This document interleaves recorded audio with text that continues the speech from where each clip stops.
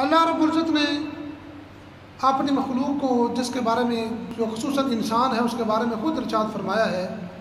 کہ خلقت بیدیہ، انسان کو میں نے اپنے دست قدرت سے پیدا فرمایا ہے. اور پھر ایک جگہ ارشاد فرمایا ما یفعل اللہ بعذابکم ان شکرتم وآمنتم، کہ اللہ تمہیں عذاب دے کر کیا کرے گا جب تم اس کا شکر ادا کرو، اس پر ایمان لے آؤ. اور پھر اللہ رب العزت ارشاد فرماتے ہیں کہ لقد خلقنا الانسان فی احسن تقویم، میں نے انسان کو سب سے زیادہ خوبصورت پیدا کیا ہے.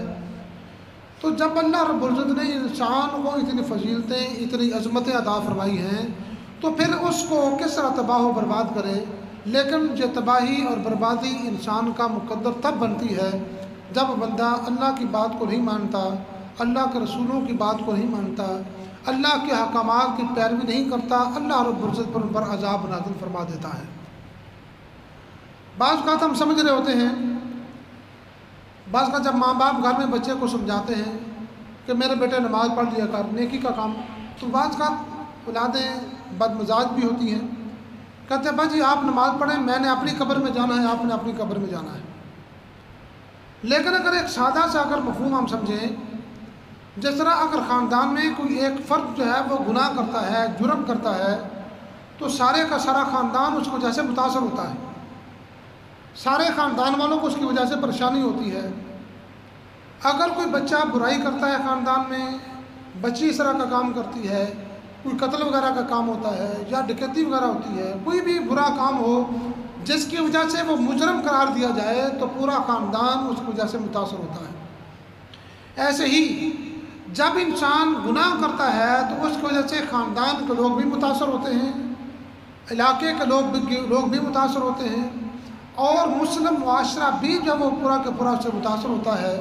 حتیٰ کہ دین اسلام پر بھی لوگ انگلیاں اٹھاتے ہیں کہ اگر مسلمان اس طرح کے ہوتے ہیں تو ہمیں اسلام کی ضرورت ہی نہیں ہے. تو اس لیے ہم جب بھی اگر اکیلے بھی اپنی ذات پر بھی ظلم کرنے لگیں تو اس بات کا ضرور خیال رکھنا چاہیے کہ یہ گناہ فقط میں نہیں کر رہا، بلکہ میں اپنے خاندان والوں پر، اپنے معاشرے پر بھی ظلم کر رہا ہوں. تو اگر ایسے ہی اگر ہم سے بھی کوئی غلطی سرزد ہو گئی تو ہم بھی یہ نہ سمجھیں کہ شاید ہمارے اوپر عذاب نہیں آیا، یہ سیلاب گانا، یہ تہو بالا زمین کا ہو جانا اور ہر طرف پانی ہی پانی ہو جانا، ہم مت یہ سمجھیں کہ شاید ہم بچ گئے ہیں تو شاید ہماری جو وہ بڑی جو وہ خوش قسمتی ہے اور بڑے جب ہم نے بہت بڑا تیر مار دیا. نہیں، یہ خاص اس کا فضل ہے کہ اس نے اپنے فضل و کرم سے بچا لیا، ورنہ بدعمالیاں ہمارے بھی کم نہیں ہیں، لیکن اس نے اپنے خاص فضل سے اس علاقے کو محفوظ رکھا ہے. تو اس لیے فرمایا کہ ہمارے عذاب کرنے کا، نازل کرنے کا مقصد یہ ہوتا ہے کہ دوسری قومیں دے کر اللہ کی بارگاہ میں گڑگڑائیں. لیکن اللہ کیا فرماتے ہیں؟ اللہ فرماتا ہے کہ جب ہم نے ان قوموں پر عذاب کو نازل کیا تو صورتحال عجب ہوئی. ان لوگوں نے بجائے اس کے کہ وہ ہماری بارگاہ میں گڑگڑاتے، انہوں نے ان کے دل سنما قست قلوبہم، ان کے دل مزید اور سخت ہو گئے. یعنی آج آپ دیکھیں کہ لوگ سیلاب سے دکھانے کے لیے پیسے اکٹھے کرتے ہیں لیکن کھا جاتے ہیں،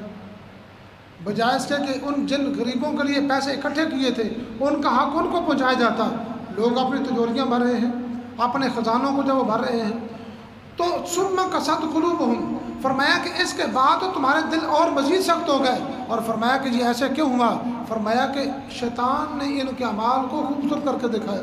کوئی بات نہیں، ساری دنیا کھا رہی ہے تو ہمیں کھانے میں کیا حرج ہے،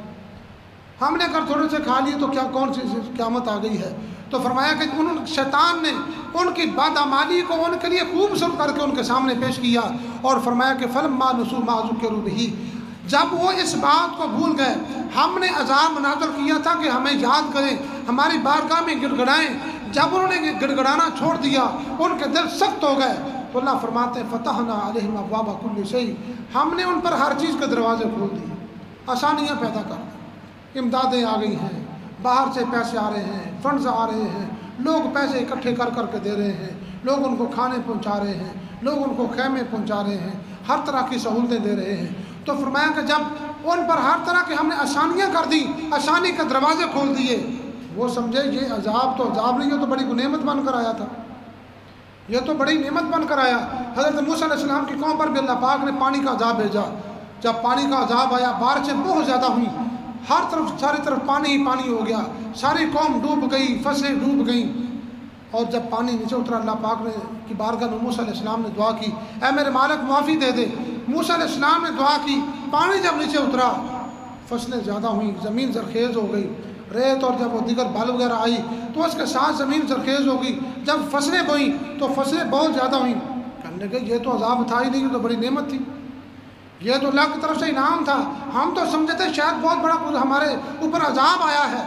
لیکن اللہ پاک نے پھر ان کو مزید اور عذاب کے اندر مبتلا کر دیا۔ تو اس لیے ہم نہ یہ سمجھیں کہ یہ شاید پانی جو ہے اس طرح عذاب آیا ہے تو ہم اپنی تجوریاں بھر لیں اور اپنے پیسے اپنے پاس رکھ کر ہم یہ سمجھیں میں بچ گیا ہوں۔ ہو سکتا ہے کہ یہ کل کو بندے کو لگانے نصیب بھی نہ ہوں، یہ بندے کو کھانا ہی نصیب نہ ہوں۔ یہ پچھلے دنوں میں گاؤں میں گیا ہوں تو وہاں پر ایک بابا جی فوت ہوئے، ان کے جیب کے اندر پیسے تھے، تو میرے دل کے اندر خیال آیا اس بندے نے یہ پیسے جو اپنے جیب کے اندر رکھے تھے خرچنے کے لیے رکھے تھے کہ کوئی ضرورت پڑے گی تو خرچ کر لوں گا، ضرورت پڑے گی تو اس کام میں لگا لوں گا،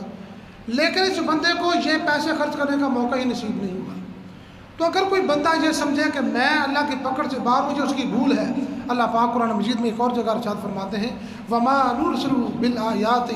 إِلَّا تَخْوِيفًا، ہم جب وہ نشانیاں اس لیے نازل کرتے ہیں کہ تاکہ لوگوں کے دلوں کے اندر خوف پیدا ہو جائے، لوگ ڈر جائیں، تاکہ اگر یہ عذاب ان پر آیا تو ہم پر بھی عذاب آ سکتا ہے، اگر ہم بچ گئے تو کل ہو سکتا ہے وہ بچ جائیں اور ہم اس عذاب کے اندر مبتلا ہو جائیں۔ تو اس لیے اللہ پاک فرماتے ہیں ہم عذاب کو نازل کرتے ہیں اس لیے تاکہ لوگوں کے دل کے اندر میرا خوف بیٹھ جائے، لوگوں کے دل کے اندر یہ میرا خوف بیٹھ جائے، لوگ سمجھیں کہ ہمارے مالک نے ہم پر بڑا کرم کیا ہے، ڈر کر اس کی بارگاہ میں حاضر ہو جائیں۔ لیکن دیکھ لیں کتنے نمازی بڑے ہیں، کتنے لوگوں نے نماز پڑھنا شروع کی، ہر بندے کے پاس موبائل موجود ہے، ہر بندہ سوشل میڈیا کے ذریعے ملک پاکستان اور پوری دنیا کے حالات سے واقف ہے کہ پوری دنیا کے اندر اس وقت پانی کی صورتحال کیا ہے، سیلابی صورتحال کیا ہے، لیکن نماز کے لیے پھر بھی کوئی فکر نہیں۔ دیکھتے ہیں لوگ ڈوب رہے ہیں، کس طرح نوجوان لڑکے پانی کے اندر بہہ رہے ہیں، کس طرح عورتیں جو پانی کے اندر بہہ رہی ہیں، چھوٹے چھوٹے بچے جو پانی کی نظر ہو رہے ہیں، گھر اور مکانات اور کوٹھیاں اور بنگلے اور ہاسپٹل اور مسجدیں اور جب وہ بڑے بڑے ہوٹل وہ سارے کے سارے پانی کے اندر غرق اور جب وہ تباہ ہو رہے ہیں۔ خیال پھر بھی نہیں آیا کہ یار ایسا ہو رہا ہے تو میں کیوں نہ اپنے آپ کو صحیح کر لوں، یہ وقت مجھ پر بھی آ سکتا ہے، لیکن اللہ پاک نے اسی وجہ سے فرمایا جب لوگوں نے اس بات کو بھلا دیا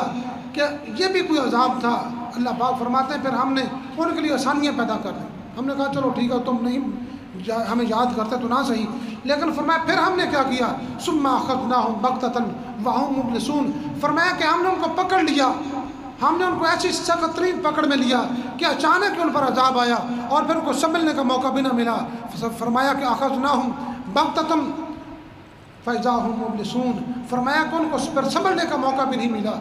لوگوں کے پاس کتنا کتنا مال تھا، کتنی کتنی جائیداد تھی، کتنی کتنی پراپرٹی، کتنا کتنا سونا چاندی تھا، لیکن رات کو جب سیلاب آیا ہے کسی کو خبر بھی نہیں ہوئی کہ وہ سامان کے اندر ہے، لوگ اپنی جانیں بچانے کے لیے بھاگ رہے ہیں۔ تو اس لیے اگر ہم نے اللہ پاک نے موقع دیا تو ہمیں اللہ سے معافی مانگنی چاہیے۔ پچھلی قوموں پر عذاب آنے کی وجوہات بھی یہی تھیں، یہ ناگہانی آفتیں ایسے نہیں آتی۔ اللہ پاک جیسا کہ میں نے شروع میں کہا تھا، اللہ فرماتا ہے مجھے تمہیں عذاب دے کر کیا ملے گا، میں کیا کروں گا تمہیں عذاب دے کر، اگر تم میرا شکر ادا کرو اور اگر تم مجھ پر ایمان لے آؤ، میری احکامات کی پیروی کرو، اللہ تمہیں عذاب دے کر کیا کرے گا۔ حتیٰ کہ بعض امتیں ایسی بھی گزری، ساتھ والی قوم کو جو نے نافرمانی کی ان پر عذاب نازل ہو رہا ہے، لیکن جنہوں نے مانا ہے اللہ پاک ان کو بالکل محفوظ و معمون رکھا ہے۔